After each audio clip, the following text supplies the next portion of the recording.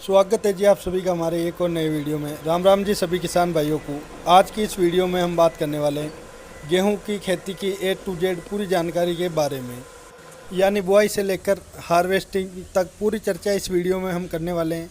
आपको गेहूं की बुआई कब करनी है और बेसल डोज में आपको क्या क्या देना है, कितनी सिंचाई करनी है, पहली सिंचाई आपको कब करनी है और पहली डोज या खुराक आपको कब अपनी गेहूं की फसल में देनी है, पूरी जानकारी आपको इस वीडियो में मिलने वाली है। तो वीडियो को बिना स्किप किए पूरी ज़रूर देखना, पूरी जानकारी आपको मिलेगी। और यदि आप हमारे चैनल पर नए हैं और खेती से जुड़ी जानकारी रोज़ाना पाना चाहते हैं तो हमारे चैनल को सब्सक्राइब ज़रूर करें। हम खेती से जुड़ी जानकारी रोज़ाना आपको हमारे चैनल के माध्यम से देते रहते हैं। तो देखिए किसान भाइयों, एक बढ़िया फसल पैदावार लेने के लिए हमें उसकी पूरी जानकारी होना बहुत ही ज़रूरी होता है, तभी हम उस फसल से बढ़िया उत्पादन या बढ़िया पैदावार ले सकते हैं। तो किसान भाइयों, सबसे पहले बात कर लेते हैं कि आपको गेहूं की बुआई कब करनी है।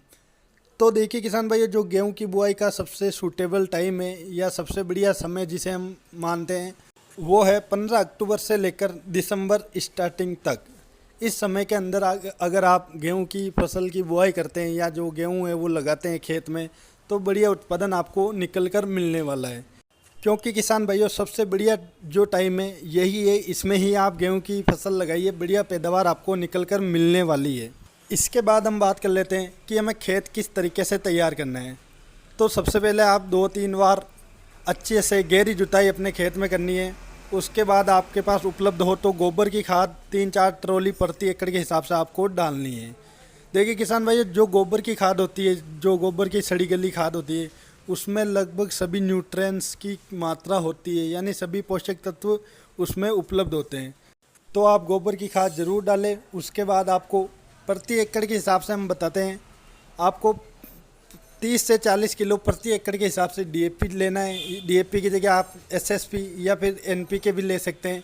जो आपके पास आसानी से उपलब्ध हो जाए आप उसे लीजिए और इसे आप समान रूप से अपने खेत में डाल दीजिए। उसके बाद आपको पाटा लगा देना है बिल्कुल खेत को, या फिर आप जिस भी तरीके से खेत को समतल करते हैं, रोटावेटर की मदद से आपको खेत समतल करना है। इसके बाद किसान भाइयों, बढ़िया उत्पादन लेने के लिए आपको बढ़िया वैरायटी भी अपने खेत में लगानी है। तो वैरायटी आप अपने हिसाब से, अपने एरिया के हिसाब से देख सकते हैं और हमने इसके ऊपर अलग से वीडियो भी बना रखा है, आप हमारे चैनल पर जाकर उसे भी देख सकते हैं।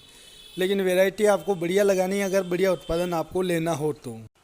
बीज लगाने से पहले यानी बीज बोने से पहले आपको बीज उपचार ज़रूर करना है, चाहे आप किसी से भी करो। बढ़िया अगर फंगिसाइड से बीज उपचार करना चाहते हैं तो उसके लिए आप मेटालेक्सिल सबसे बढ़िया इसका उपयोग आप कीजिए 2 ग्राम प्रति किलो बीज के हिसाब से। इससे आप बीज उपचार कीजिए, बहुत ही बढ़िया रिजल्ट आपको देखने को मिलता है। अब बात कर लेते हैं किसान भाइयों सिंचाई के बारे में। तो आप जब गेहूं की बुआई करते हैं तो आपको तुरंत उसके बाद आपको सिंचाई करनी है, बढ़िया सिंचाई, गहरी सिंचाई आपको करनी है। और या फिर आप पहले सिंचाई करके उसके बाद भी गीली मिट्टी में बुआई कर सकते हैं। बहुत से किसान ऐसा भी करते हैं। तो आप जिस प्रकार से इसकी पहली सिंचाई या पिलाई करना चाहते हैं वो आप कर सकते हैं। और अगर हम ऑल ओवर सिंचाई की बात करें, यानी टोटल सिंचाई की बात करें गेहूं की फसल में, तो हमें 5 से 6 सिंचाई के लगभग इसमें करने की आवश्यकता पड़ती है। इतनी सिंचाई में हमारी जो गेहूं की फसल है वो पककर तैयार हो जाती है। कहीं कहीं मिट्टी के अनुसार भी सिंचाई की आवश्यकता होती है। अगर आपकी मिट्टी भारी मिट्टी है, अच्छी मिट्टी है, तो आप सिंचाई कम भी कर सकते हैं। अगर आपकी मिट्टी हल्की मिट्टी है यानी उसमें पानी ठहरता नहीं है तो आपको 1-2 सिंचाई ज़्यादा करनी पड़ती है।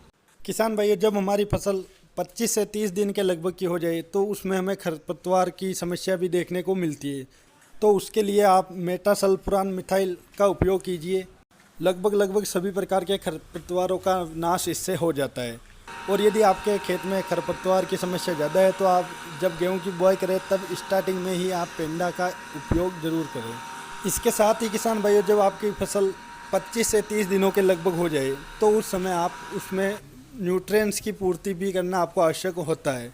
तो उसके लिए आप जो पहला खाद है उसके लिए आप 25 किलोग्राम से 35 किलोग्राम यूरिया प्रति एकड़ के हिसाब से और बढ़िया न्यूट्रिएंट्स वाला खाद आपको इसके साथ में लेना है, जो कि लगभग 5 से 10 किलो प्रति एकड़ के हिसाब से उसकी डोज होगी, जो अगर आपको ऐसा भी खाद लेते हैं तो।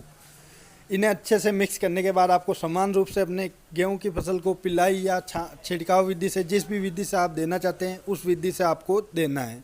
या फिर आप स्टार्टिंग स्टेज में आप NPK 19-19-19 का भी प्रयोग कर सकते हैं। बढ़िया रिजल्ट ये शुरुआती स्टेज में हमें देखने को मिल जाता है इससे। इसके बाद किसान भाइयों बात कर लेते हैं स्प्रे के बारे में। तो देखिए, गेहूं की फसल में हमें लगभग 90% स्प्रे करने की कोई आवश्यकता नहीं पड़ती है, क्योंकि रोग बहुत कम आते हैं।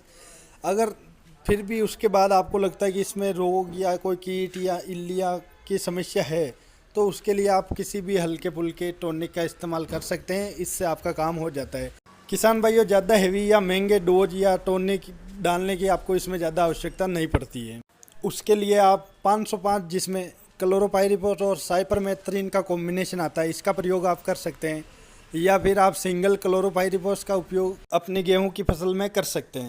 उसके बाद किसान भाइयों, जब आपकी गेहूं की फसल जिसमें बालियां बनने लग जाए, उनमें दानों का भराव होने लग जाए, तो उस समय आपको सबसे बढ़िया 0050 यानी जो NPK आता है 0050, इसका एक बार स्प्रे आपको ज़रूर अपने फसल में करना है। आपको बहुत ही मदद मिलेगी अपनी गेहूं की पैदावार बढ़ाने में। किसान भाइयों, इस प्रकार आप इसकी खेती कीजिए। या फिर अगर आप कोई सी भी फसल की खेती करना चाहते हैं तो पहले से ही उसकी तैयारी कर लीजिए, यानी कि आपको कब उसकी खेती करनी है, किस प्रकार करनी है, कब उसकी फसल लगानी है। इस प्रकार अगर आप पूरी जानकारी लेकर अगर किसी फसल की खेती करोगे तो बहुत ही बढ़िया उत्पादन आप अपने फसलों से ले सकेंगे। तो किसान भाइयों, गेहूं की फसल भी आप इस प्रकार कीजिए, बढ़िया उत्पादन आपको मिलेगा, बढ़िया पैदावार आपको मिलेगी, और जो मंडी भाव है वो भी आपको बढ़िया देखने को मिलेंगे, क्योंकि जो दाने बनेंगे वो बढ़िया क्वालिटी के आपके फसल में बनेंगे।